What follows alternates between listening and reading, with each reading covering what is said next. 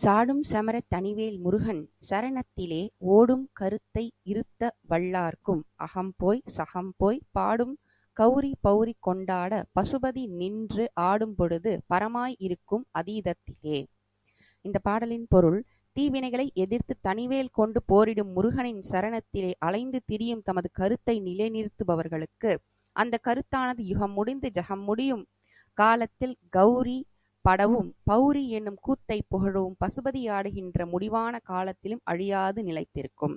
இந்த பாட்டுல என்ன தெரியுமாங்க சொல்றாங்க? இப்ப தீவினையை தனித்து எதிர்த்து நிற்பார் முருகன், சரிங்களா?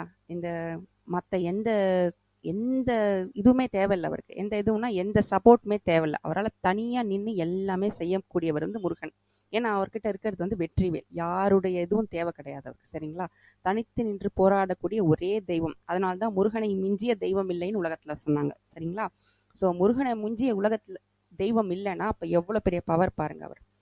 அந்த அந்த மாதிரி இருக்கிற முருகனோட பாதத்தை நம்ம என்னைக்குமே மனசுல நிறுத்திட்டோன்னு வச்சுக்கோங்களேன். மனம் எங்கெங்கேயோ போவோம், அலைப்பாயும். இவன் நம்மள என்ன சொன்னா, அவன் நம்மள என்ன சொன்னா, இப்படி பணம் இருக்கா, அப்படி பணம் இருக்கா, நிறைய அலைப்பாயும் இல்லைங்களா மனசு. அந்த மனசை அலைப்பாயாம முருகனோட சரணத்துல நிறுத்திட்டோன்னு வச்சுக்கோங்களேன். அப்போ என்ன ஆகும்? அவர் சொல்ற கருத்து நம்மளுக்கு கேட்க ஆரம்பிச்சிடும். இறைவனோட கருத்து நம்மளுக்குள்ள கேட்க ஆரம்பிச்சது. ஆன்மா பேச ஆரம்பிச்சிடும் அந்த நேரத்துல. அப்படி பேசும்போது என்ன ஆகும் அப்படின்னு பாத்தீங்கன்னா, அந்த கருத்து நம்ம எழுத ஆரம்பிச்சிட்டு அருணகிரி அதெல்லாம் எழுதுறாரு இல்லைங்களா? அதெல்லாம் முருகன் சொன்ன வார்த்தை. முருகன் சொல்ல சொல்ல அவர் எழுத ஆரம்பிச்சிட்டாரு. ஏன்னா அவரோட அந்த கருத்து முருகன் கிட்ட நின்றுடுச்சு. அந்த மாதிரி நிற்கும் போது என்ன ஆகுங்களாம், இந்த ஜகம்னா உலகத்தை தாண்டி யூனிவர்ஸ்ன்னு சொல்லுவாங்க இல்லைங்களா?